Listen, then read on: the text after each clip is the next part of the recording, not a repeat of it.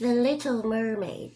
Far out in the ocean, the water is as blue as the petals of the loveliest cornflower and as clear as the purest glass. But it is very deep too.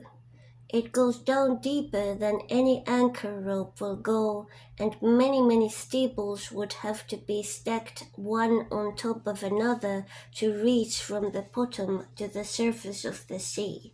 It is down there that the sea folk live. Now don't suppose that there are only bare white sands at the bottom of the sea. No, indeed. The most marvelous trees and flowers grow down there with such pliant stalks and leaves that the least stir in the water makes them move about as though they were alive. All sorts of fish, large and small, dart among the branches, just as birds flit through the trees up here. From the deepest spot in the ocean rises the palace of the Sea King. Its walls are made of coral, and its high-pointed windows of the clearest amber, but the roof is made of mussel shells that open and shut with the tide.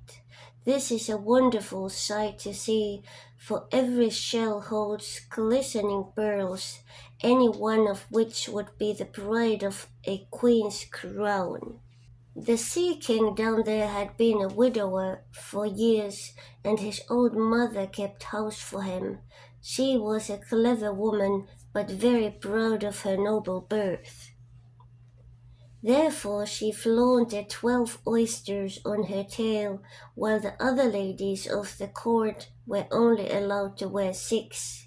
Except for this, she was an altogether praiseworthy person, particularly so because she was extremely fond of her granddaughters, the little sea princesses.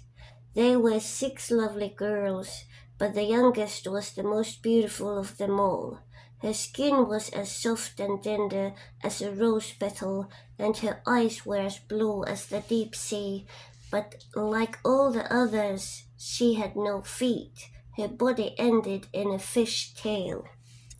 The whole day long they used to play in the palace, down in the great halls where live flowers grew on the walls.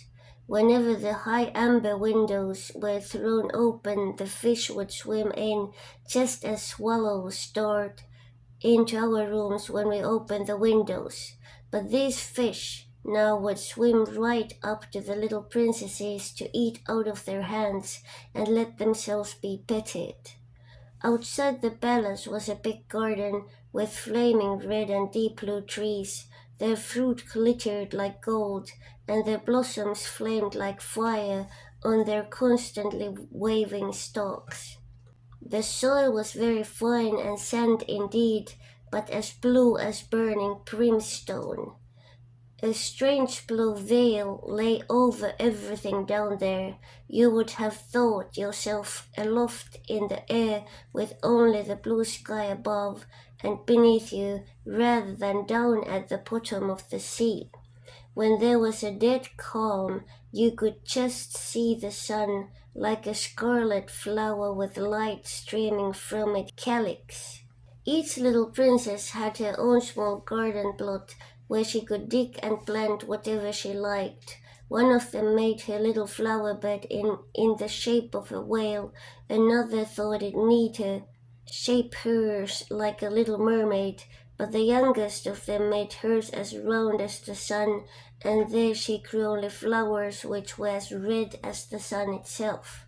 She was an unusual child, quiet and wistful, and when her sisters decorated their gardens with all kinds of odd things they had found in sunken ships, she would allow nothing in hers except flowers as red as the sun, and a pretty marble statue. This figure of a handsome boy, carved in pure white marble, had sunk down to the bottom of the sea from some ship that was wrecked. Beside the statue she planted a rose-colored weeping willow tree, which thrived so well that its graceful branches shaded the statue and hung down to the blue sand, where their shadows took on a violet tint and swayed as the branches swayed.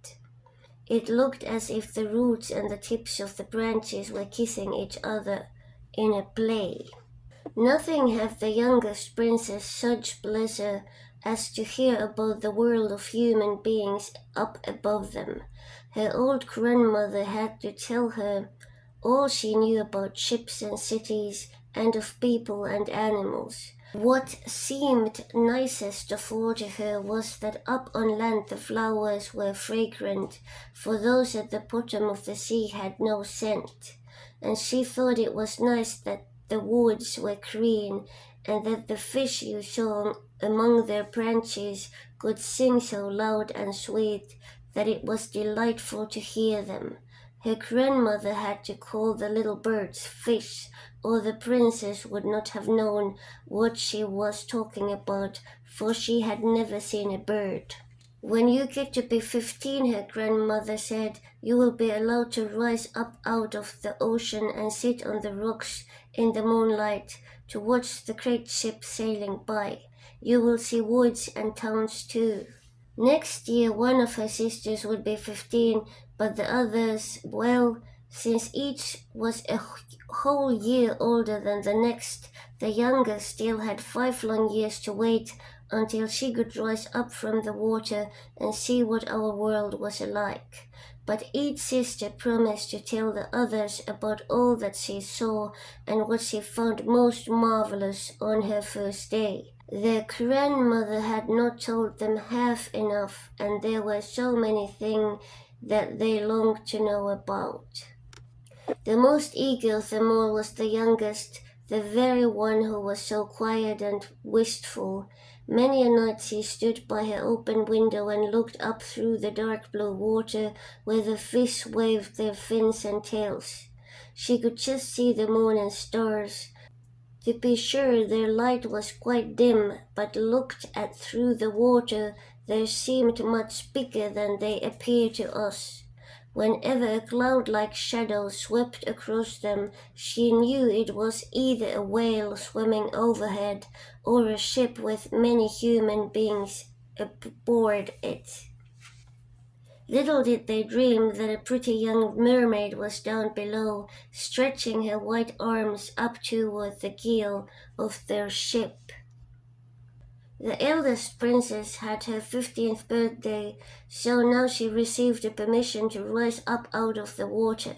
When she got back, she had 100 things to tell her sisters about, but the most marvelous thing of all, she said, was to lie on a sandbar in the moonlight when the sea was calm and to gaze at the large city on the shore, where the lights twinkled like hundreds of stars, to listen to music, to hear the chatter and the clamor of carriages and people, to see so many church towers and spires, and to hear the ringing bells.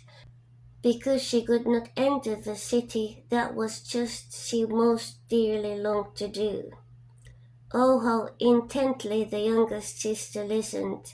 After this, whenever she stood at her open window at night and looked up through the dark blue waters, she thought at that great city with all of its clatter and clamor, and even fancied that in these depths she could hear the church bells ring.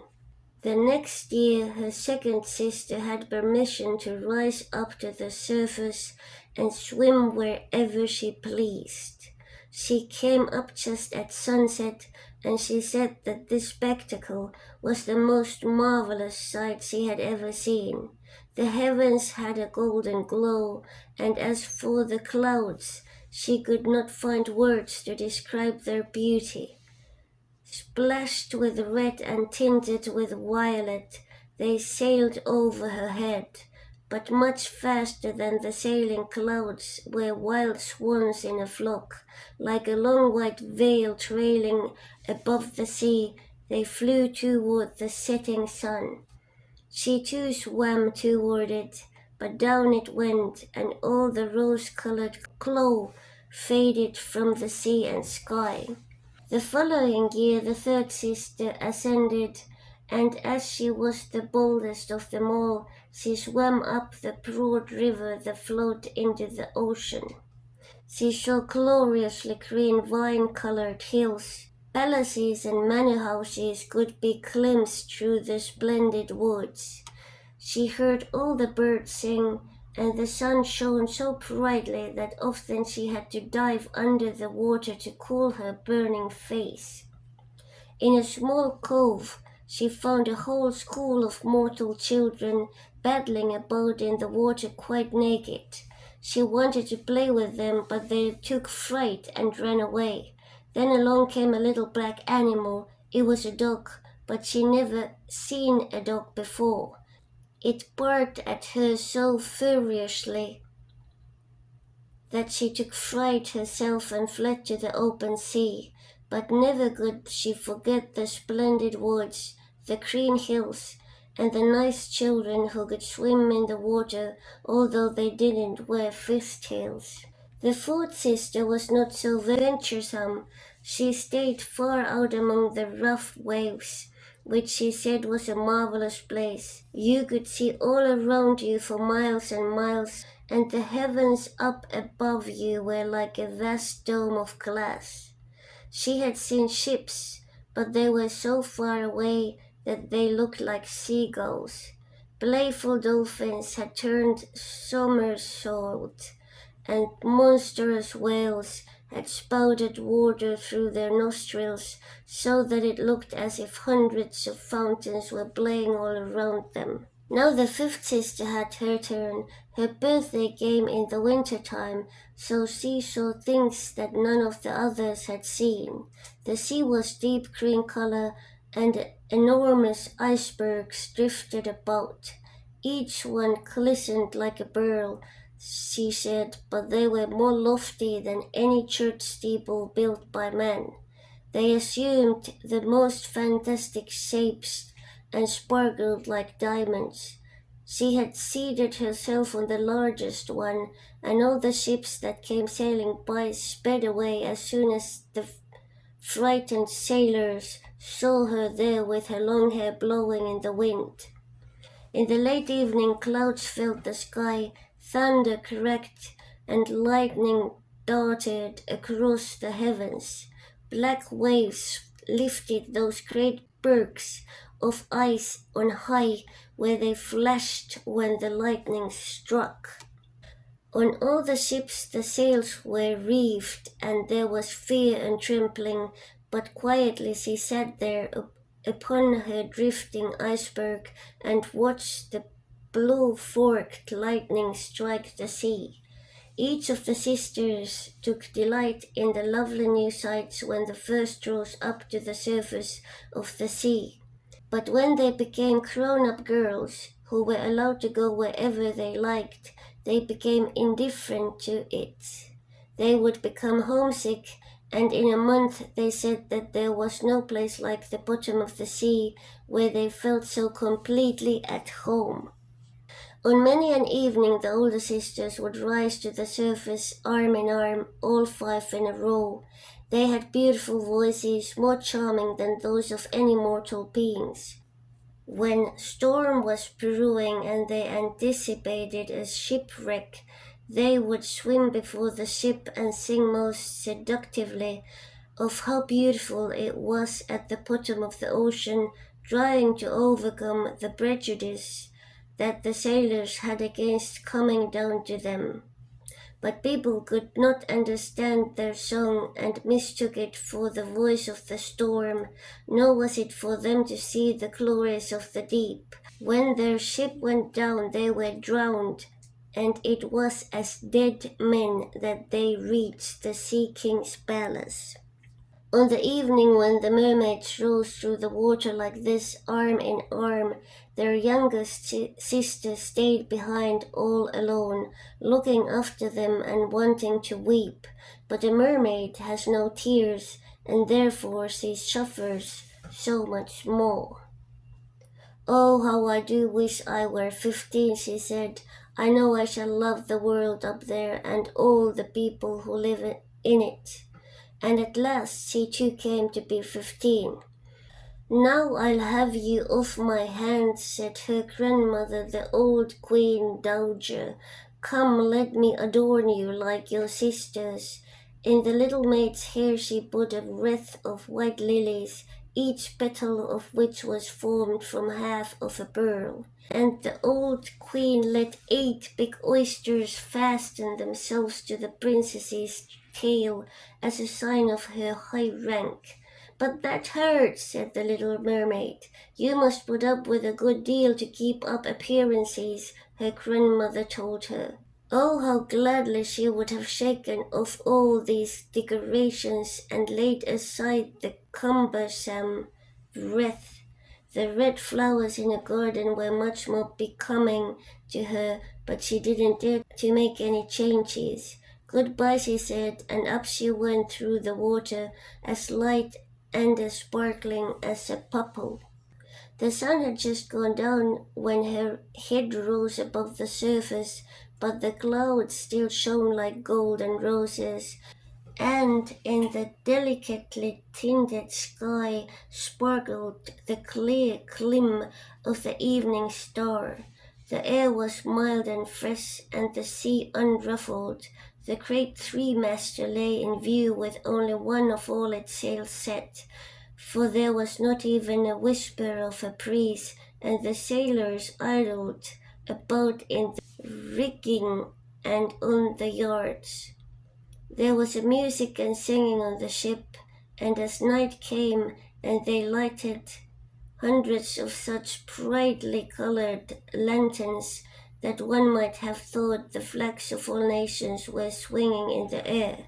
The little mermaid swam right up to the window of the main cabin, and each time she rose with the swell she could peep in through the clear glass panes at the crowd of brilliantly dressed people within. The handsomest of them all was a young prince with big dark eyes. He could not be more than 16 years old. It was his birthday, and that was the reason for all the celebration. Up on deck the sailors were dancing, and when the prince appeared among them 100 or more rockets flew through the air, making it as bright as a day. These startled the little mermaid so badly that she ducked under the water, but she soon peeped up again, and then it seemed as if all the stars in the sky were falling around her. Never had she seen such fireworks. Great suns spun around, splendid firefish floated through the blue air, and all these things were mirrored in the crystal clear sea. It was so brilliantly bright that you could see every little rope of the ship, and the people could be seen distinctly. Oh, how handsome the young prince was! He laughed and he smiled and shook people by the hand while the music rang out in the perfect evening. It got very late, but the little mermaid could not take her eyes off the ship and the handsome prince. The brightly colored lanterns were put out, no more rockets flew through the air, and no more cannon boomed. But there was a mutter and rumble deep down in the sea, and the swell kept pouncing her up so high that she could look into the cabin. Now the ship began to sail. Canvas after canvas was spread in the wind. The waves rose high, great clouds gathered, and lightning flashed in the distance. Oh, they were in for a terrible storm, and the mariners made haste to reef the sails. The tall ship pitched and rolled as it sped through the angry sea. The waves rose up like towering black mountains, as if they would break over the masthead. But the swan-like ship plunged into the valleys between such waves and emerged to ride their lofty heights. To the little mermaid this seemed good sport, but to the sailors it was nothing of the sort. The ship creaked and labored. Thick timbers gave way under the heavy blows. Waves broke over the ship. The mainmast snapped in two like a reed, the ship listed over on its side, and water burst into the hold. Now the little mermaid saw the people were in peril, and that she herself must take care to avoid the beams and wreckage tossed about by the sea. One moment it would be black as pitch, and she couldn't see a thing. Next moment the lightning would flash so brightly that she could distinguish every soul on board. Everyone was looking out for himself as best he could.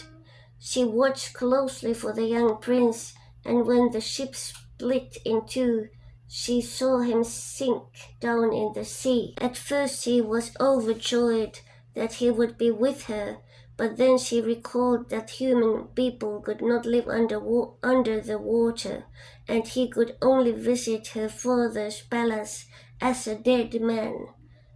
No, he should not die. So she swam in among all the floating planks and beams, completely forgetting that they might crush her.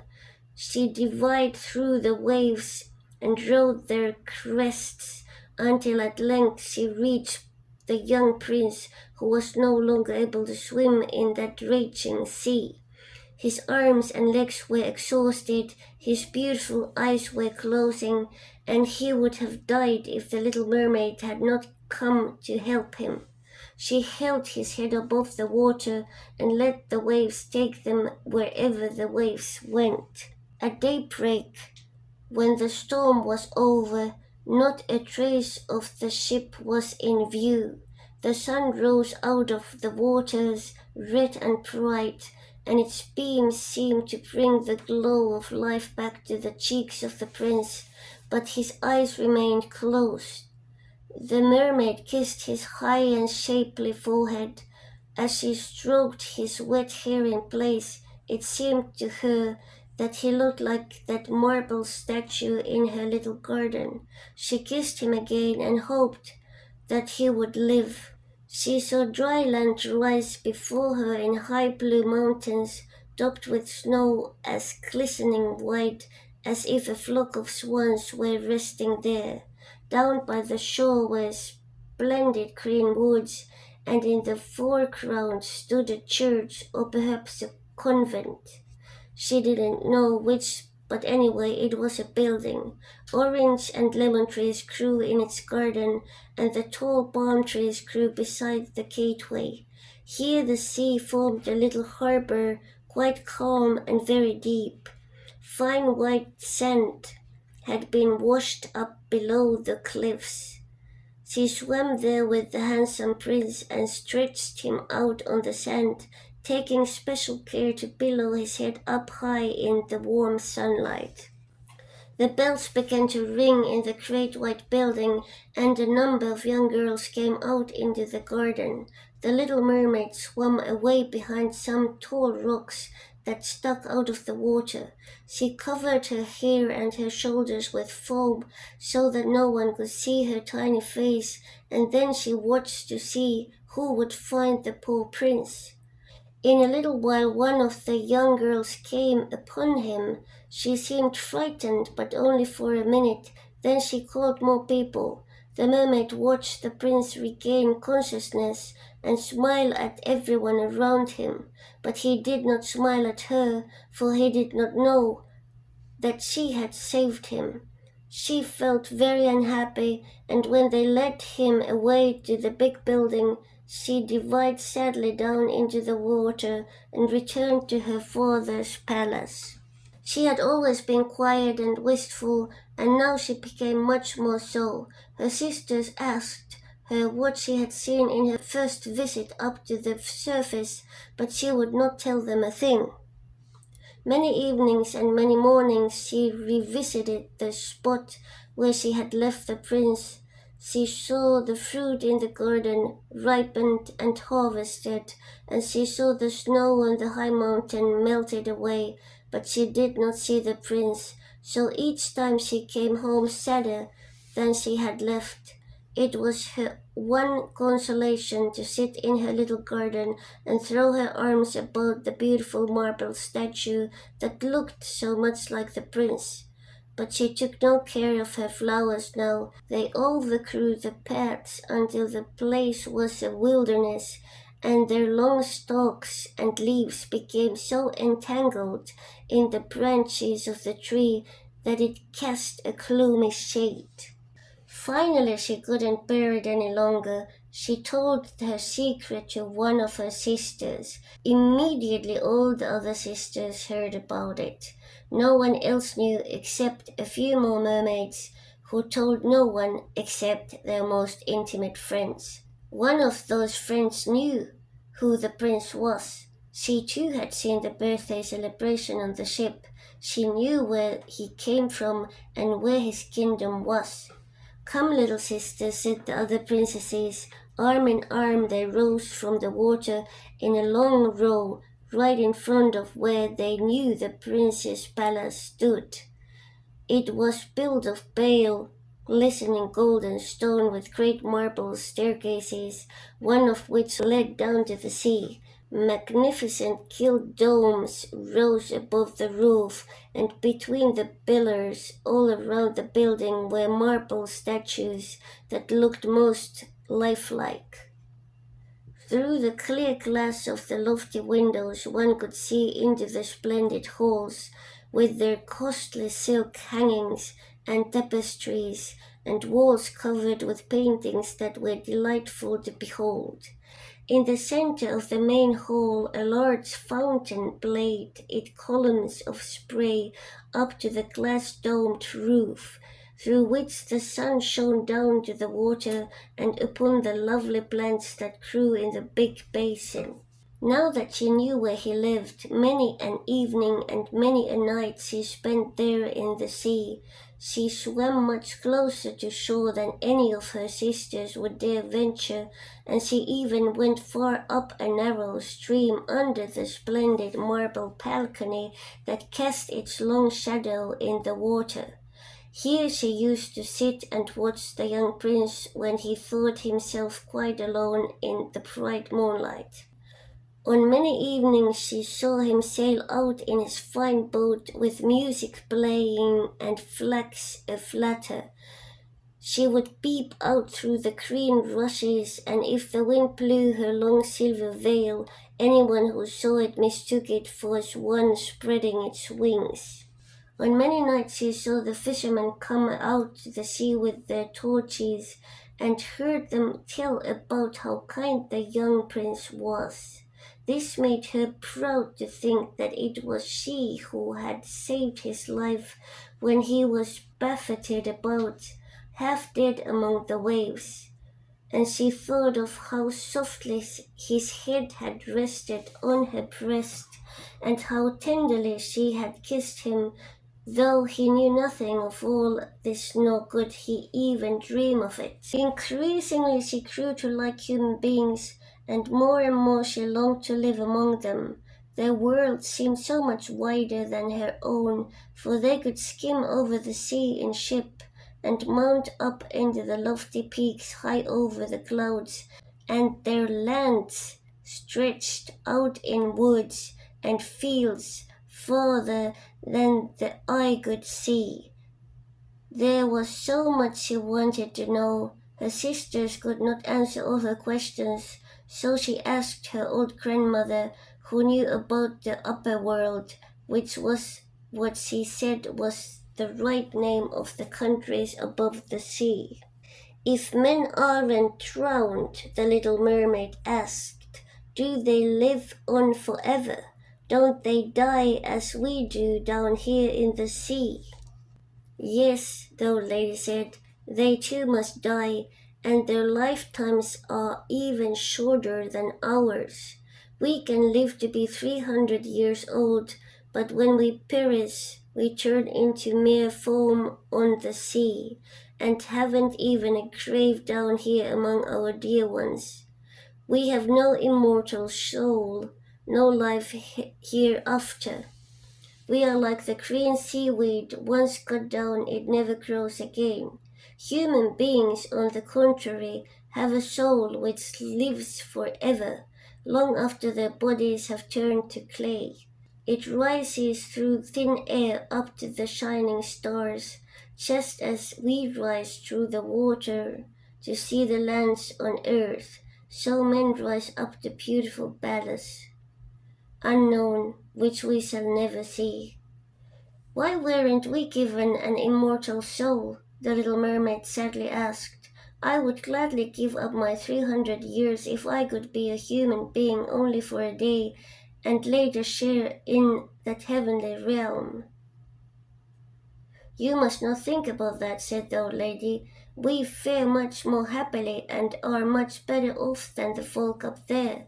Then I must also die and float as foam upon the sea, not hearing the music of the waves, and seeing neither the beautiful flowers nor the red sun. Can't I do anything at all to win an immortal soul? No, her grandmother answered, not unless a human being loved you so much that you meant more to him than his father and mother. If his every thought and his whole heart cleave to you, so that he would let a priest join his right hand to yours, and would promise to be faithful here and throughout all eternity, then his soul would dwell in your body, and you would share in the happiness of mankind. He would give you a soul and yet keep his own, but that can never come to pass. The very thing that is your greatest beauty here in the sea, your fishtail, would be considered ugly on land. They have such poor taste that to be thought beautiful there, you have to have two awkward props, which they call legs.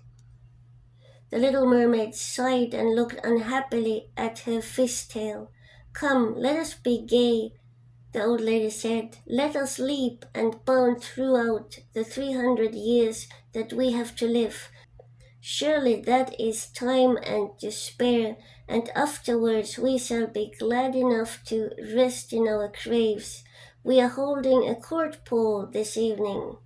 This was a much more glorious affair than is ever to be seen on earth. The walls and the ceiling of the great ballroom were made of massive but transparent glass. Many hundreds of huge rose-red and grass-green shells stood on each side in rows, with the blue flames that burned in each shell illuminating the whole room and shining through the walls so clearly that it was quite bright in the sea outside. You could see the countless fish, great and small, swimming toward the glass walls. On some of them the scales gleamed purplish red, while others were silver and gold.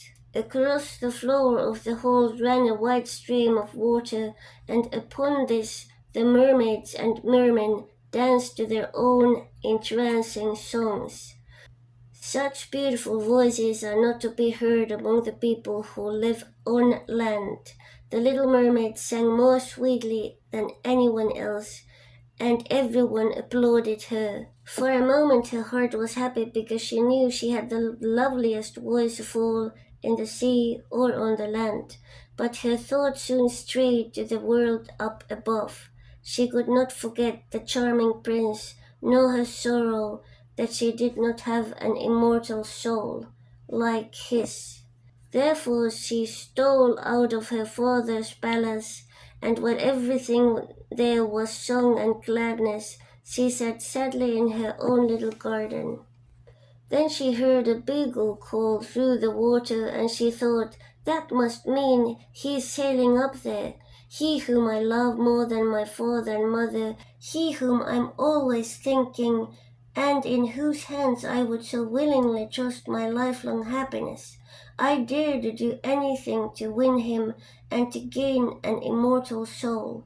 While my sisters are dancing here in my father's palace, I shall visit the sea witch of whom I have always been so afraid. Perhaps she will be able to advise me and help me. The little mermaid set out from her garden toward the whirlpools that raged in front of the witch's dwelling. She had never gone that way before. No flowers grew there, nor any seaweed. Bare and grey the sands extended to the whirlpools, where like roaring mill wheels the waters whirled and snatched everything within their reach down to the bottom of the sea. Between these tumultuous whirlpools she had to thread her way to reach the witch's waters, and then for a long stretch the only trail lay through a hot seething mire, which the witch called her peat marsh. Beyond it her house lay in the middle of a weird forest, where all the trees and shrubs were polyps, half animal and half plant. They looked like 100-headed snakes crawling out of the soil. Their branches were long slimy arms with fingers like wriggling worms. They squirmed joint by joint from their roots to their outermost tentacles, and whatever they could lay hold of they twined around and never let go. The little mermaid was terrified and stopped at the edge of the forest. Her heart thumped with fear and she nearly turned back, but then she remembered the prince and the souls that men have, and she summoned her courage. She bound her long flowing locks closely about her head so that the polyps could not catch hold of them, folded her arms across her breast, and darted through the water like a fish in among the slimy polyps that stretched out their wreathing arms and fingers to seize her. She saw that every one of them held something that it had caught with its hundreds of little tentacles, and to which it clung as with strong hoops of steel. The white bones of men who had perished at the sea and sunk to those depths could be seen in the polyps' arms. Ships, rudders, and seamen's chests, and the skeletons of land animals had also fallen into their clutches, but the most costly sight of all was a little mermaid whom they had caught and strangled. She reached a large muddy clearing in the forest where big fat water snakes littered about, showing their foul yellowish bellies. In the middle of this clearing was a house built of the bones of shipwrecked men, and there sat the sea witch, letting a toad eat out of her mouth, just as we might feed sugar to a little canary bird. She called the ugly fat water snakes her little Chicobites and let them crawl and sprawl about on her spongy's bosom. "I know exactly what you want," said the sea witch. "It is very foolish of you, but just the same you shall have your way, for it will bring you to grief, my proud princess. You want to get rid of your fishtail and have two props instead, so that you can walk about like a human creature and have your young prince fall in love with you and win him and an immortal soul besides." At this the witch gave such a loud cackling laugh that the toad and the snakes were shaken to the ground where they lay wriggling. "You are just in time," said the witch. "After the sun comes up tomorrow, a whole year would have to go by before I could be of any help to you. I shall compound you a draught, and before sunrise you must swim to the shore with it. Seat yourself on a dry land and drink the draught down. Then your trail will divide and shrink until it becomes what the people on earth call a pair of shapely legs. But it will hurt. It will feel as if a sharp sword slashed through you. Everyone who sees you will say that you are the most graceful human being they have ever laid eyes on, for you will keep your gliding movement, and no dancer will be able to tread as lightly as you. But every step you take will feel as if you were treading upon knife blades so sharp that blood must flow. I am willing to help you, but are you willing to suffer all this? Yes, Little Mermaid said in a trembling voice as she thought of the prince and of gaining a human soul. Remember, said the witch, once you have taken a human form, you can never be a mermaid again. You can never come back through the waters to your sisters or to your father's palace. And if you do not win the love of the prince so completely that for your sake he forgets his father and mother, cleaves to you with his every thought and his whole heart, and lets the priest join your hands in marriage, then you will win no immortal soul. If he marries someone else, your heart will break on the very next morning, and you will become foam of the sea. I shall take that risk, said the little mermaid, but she turned as pale as death. Also you will have to pay me, said the witch, and it is no trifling price that I'm asking. You have the sweetest voice of anyone down here at the bottom of the sea, and while I don't doubt that you would like to captivate the prince with it, you must give this voice to me. I will take the very best thing that you have in return for my sovereign draught. I must pour my own blood in it to make the drink as sharp as a two-edged sword. But if you take my voice, said the little mermaid, what will be left to me?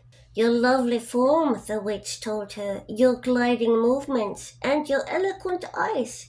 With these you can easily enchant a human heart. Well, have you lost your courage? Stick out your little tongue and I shall cut it off. I'll have my price, and you shall have the potent draught. Go ahead, said the little mermaid. The witch hung her cauldron over the flames to brew the draught. Cleanliness is a good thing, she said, as she tied her snakes in a knot and scoured out the pot with them. Then she pricked herself in the chest and let her black blood splash into the cauldron.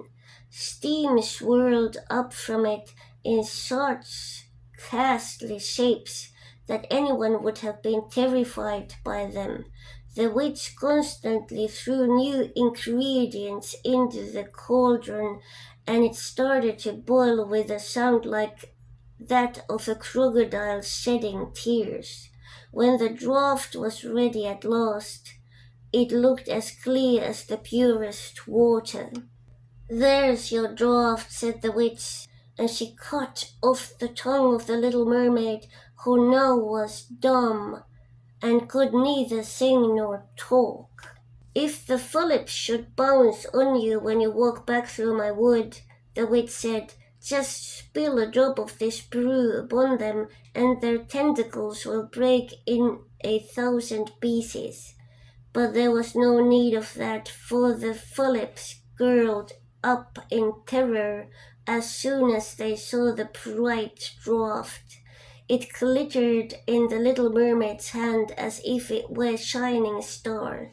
So she soon drew as the forest, the marsh, and the place of raging whirlpools.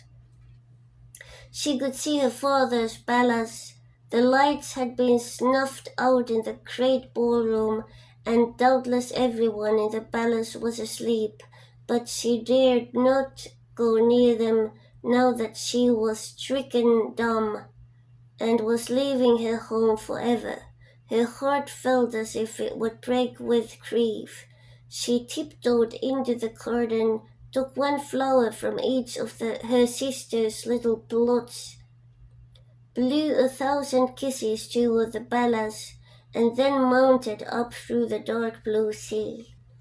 The sun had not yet risen when she saw the prince's palace. As she climbed his splendid marble staircase, the moon was shining clear. The little mermaid swallowed the bitter fiery draught, and it was as if two-edged swords struck through her frail body. She swooned away and lay there as if she were dead. Then the sun rose over the sea. She awoke and felt a flash of pain, but directly in front of her stood the handsome young prince, gazing at her with his coal-black eyes. Lowering her gaze, she saw that her fishtail was gone, and that she had the loveliest pair of white legs any young maid could hope to have. But she was naked, so she clothed herself in her own long hair. The prince asked who she was, and how she came to be there. Her deep blue eyes looked at him tenderly, but very sadly, for she could not speak. Then he took her hand and led her into his palace. Every footstep felt as if she were walking on the blades and points of sharp knives, just as the witch had foretold, but she gladly endured it. She moved as lightly as a bubble as she walked beside the prince. He and all who saw her marveled at the grace of her gliding walk. Once clothed in the rich silk and muslin garments that were provided for her, she was the loveliest person in all the palace, though she was dumb and could neither sing nor speak. Beautiful slaves, attired in silk and cloth of gold, came to sing before the prince and his royal parents. One of them sang more sweetly than all the others, and when the prince smiled at her and clapped his hands, the little mermaid felt very unhappy, for she knew that she herself used to sing much more sweetly. Oh, she thought, if he only knew that I parted with my voice forever so that I could be near him. Graceful slaves now began to dance to the most wonderful music. Then the little mermaid lifted her shapely white arms, rose up to the tips of her toes, and skimmed over the floor. No one had ever danced so well. Each movement set off her beauty to better and better advantage, and her eyes spoke more directly to the heart than any of the singing slaves could do. She charmed everyone, especially the prince, who called her his dear little foundling. She danced time and again, though every time she touched the floor, she felt as if she were treading on sharp-edged steel. The prince said he would keep her with him always, and that she was to have a velvet pillow to sleep on outside his door. He had beachy suit made for her so that she could go with him on a horseback. They would ride through the sweet scented woods where the green boughs brushed her shoulders and where the little birds sang among the fluttering leaves. She climbed up high mountains with the prince, and though her tender feet bled so that all could see it, she only laughed and followed him on until they could see the clouds driving far below, like a flock of birds in flight to the distant lands. At home in the prince's palace, while the others slept at night, she would go down the broad marble steps to cool her burning feet in the cold sea water, and then she would recall those who lived beneath the sea. One night her sisters came by arm in arm, singing sadly as they breasted the waves. When she held out her hands toward them, they knew who she was, and told her how unhappy she had made them all. They came to see her every night after that, and once far, far out to the sea, she saw her old grandmother who had not been up to the surface this many a year. With her was the Sea King, with his crown upon his head. They stretched out their hands to her, but they did not venture so near the land as her sisters had. Day after day she became more dear to the prince, who loved her as one would love a good little child, but he never thought of making her his queen. Yet she had to be his wife, or she would never have an immortal soul, and on the morning after his wedding she would turn into a foam on the waves. Don't you love me best of all? The little mermaid eyes seemed to question him when he took her arm in his arms and kissed her lovely forehead. Yes, you are most dear to me, said the prince, for you have the kindest heart. You love me more than anyone else does, and you look so much like a young girl I once saw but never shall find again. I was on a ship that was wrecked, and the waves cast me ashore near by a holy temple where many young girls performed the rituals.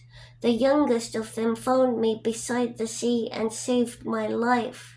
Though I saw her no more than twice, she is the only person in all the world whom I could love. But you are so much like her that you almost replace the memory of her in my heart. She belongs to that holy temple, therefore it is my good fortune that I have you. We shall never part. Alas, he doesn't know it was I who saved his life, the little mermaid thought.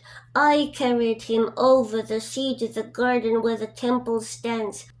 I hid behind the foam and watched to see if anyone would come. I saw the pretty maid he loves better than me. A sigh was the only sign of her deep distress, for a mermaid cannot cry. He says that the other maid belongs to the holy temple. She will never come out into the world, so they will never see each other again. It is I who will care for him, love him, and give all my life to him. Now rumors arose that the prince was to wed the beautiful daughter of a neighboring king, and that it was for this reason he was having such a superb ship made ready to sail. The rumor ran that the prince's real interest in visiting the neighboring king was to see the king's daughter, and that he was to travel with a lordly retinue.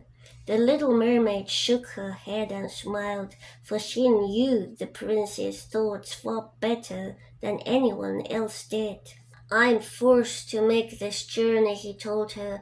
I must visit the beautiful princess, for this is my parents' wish, but they would not have me bring her home as my bride against my own will, and I can never love her. She does not resemble the lovely maiden in the temple as you do, and if I were to choose a bride, I would sooner choose you, my dear mute foundling, with those telling eyes of yours. And he kissed her on the mouth, fingered her long hair, and laid his head against her heart so that she came to dream of mortal happiness and an immortal soul.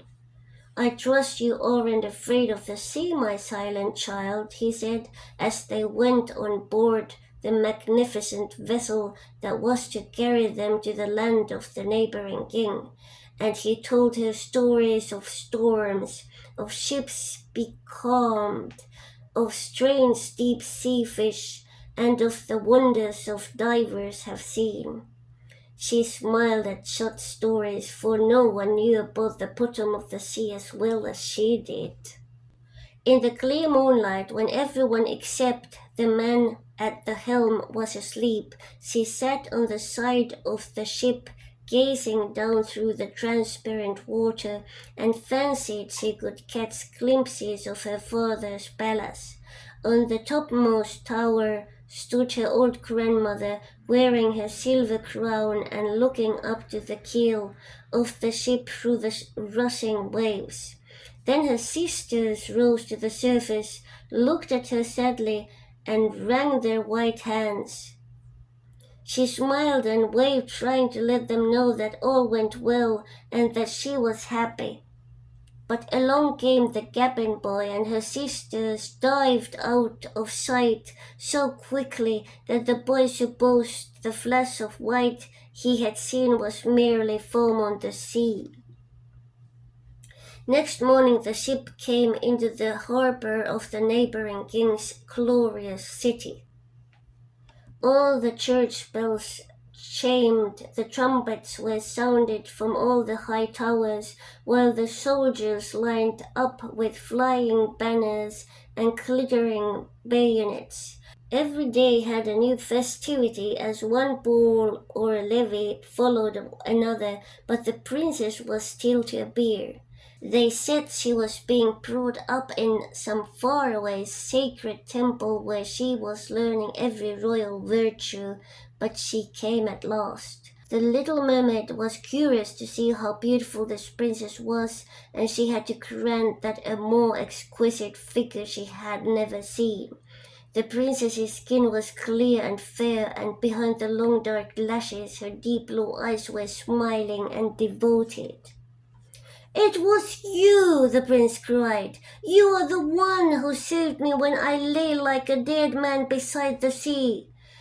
He clasped the blushing bride of his choice in his arms. "Oh, I'm happier than a man should be," he told his little mermaid. "My fondest dream, that which I never dared to hope, has come true. You will share in my great joy, for you love me more than anyone does." The little mermaid kissed his hand and felt that her heart was beginning to break, for the morning after his wedding day would see her dead and turned to watery foam. All the church bells rang out, and heralds rode through the streets to announce the wedding. Upon every altar, sweet-scented oils were burned in costly silver lamps. The priests swung their censers, the bride and the bridegroom joined their hands, and the bishop blessed their marriage. The little mermaid, clothed in silk and cloth of gold, held the bride's train, but she was deaf to the wedding march and blind to the holy ritual. Her thought turned on her last night upon earth and all she had lost in this world. The same evening the bride and bridegroom went aboard the ship. Cannon thundered and banners waved. On the deck of the ship a royal pavilion of purple and gold was set up and furnished with luxurious cushions. Here the wedded couple were to sleep on the calm, clear night. The sails swelled in the breeze, and the ship glided so lightly that it scarcely seemed to move over the quiet sea. All nightfall brightly colored lanterns were lighted, and the mariners merrily danced on the deck. The little mermaid could not forget that the first time she rose from the depths of the sea and looked on at such pomp and happiness. Light as a swallow pursued by his enemies, she joined in a whirling dance. Everyone cheered her, for never had she danced so wonderfully. Her tender feet felt as if they were pierced by daggers, but she did not feel it. Her heart suffered far greater pain. She knew that this was the last evening that she ever would see him, for whom she had forsaken her home and family, for whom she had sacrificed her lovely voice and suffered such constant torment, while he knew nothing of all these things. It was the last night that she would breathe the same air with him, or look upon deep waters or the star fields of the blue sky. A never-ending night without thought and without dreams awaited her who had no soul and could not get one. The merrymaking lasted long after midnight, yet she laughed and danced on despite the thought of death she carried in her heart. The prince kissed his beautiful bride, and she toyed with his coal-black hair. Hand in hand they went to rest in the magnificent pavilion. A hush came over the ship.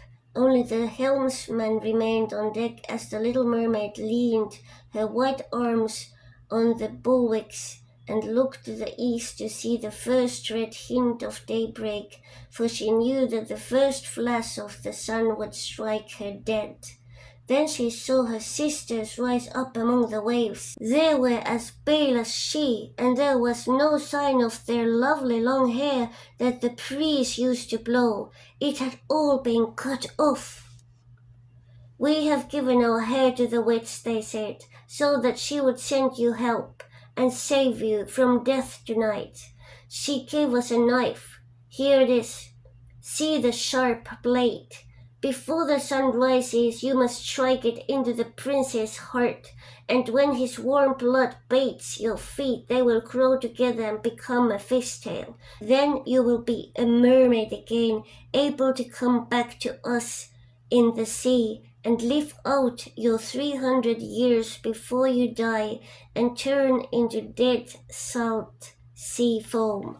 Make haste. He or you must die before sunrise. Our old grandmother is so grief-stricken that her white hair is falling fast, just as ours did under the witch's scissors. Kill the prince and come back to us. Hurry, hurry! See that great glow in the heavens. In few minutes the sun will rise, and you must die."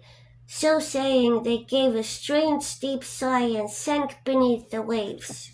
The little mermaid parted the purple curtains of the tent and saw the beautiful bride asleep with her head on the prince's breast. The mermaid bent down and kissed his shapely forehead. She looked at the sky, fast reddening for the break of day. She looked at the sharp knife and again turned her eyes toward the prince, who, in his sleep, murmured the name of his bride. His thoughts were all for her, and the knife blade trembled in the mermaid's hand. Then she flung it from her far out over the waves. Where it fell, the waves were red as if bubbles of blood seethed in the water.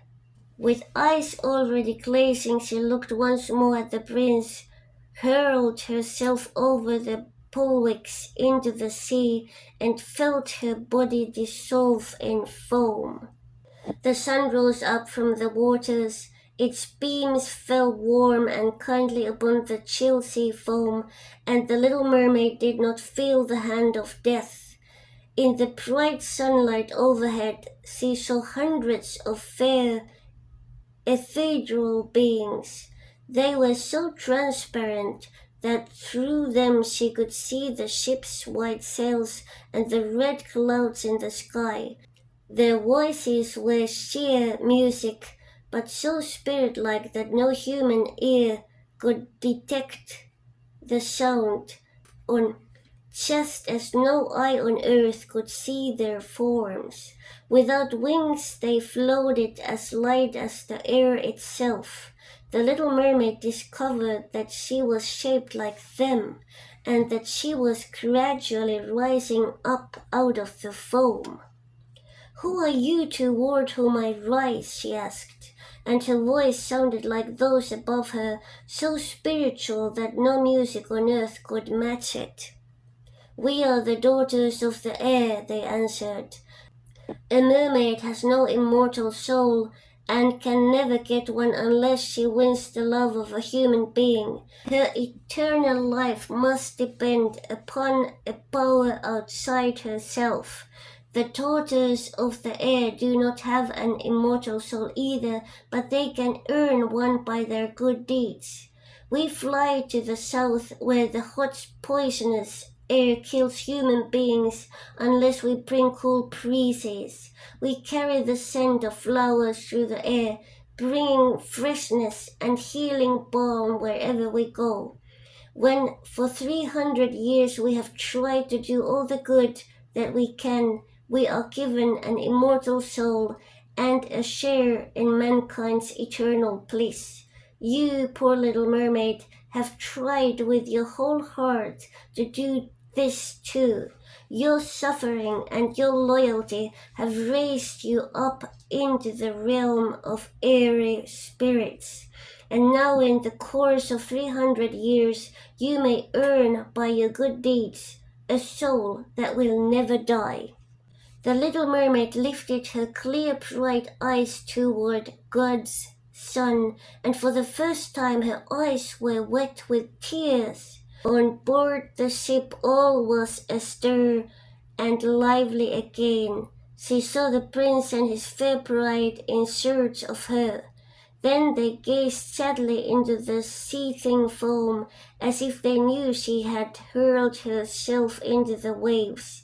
Unseen by them, she kissed the bride's forehead, smiled upon the prince, and rose up with the other daughters of the air to the rose-red clouds that sailed on high.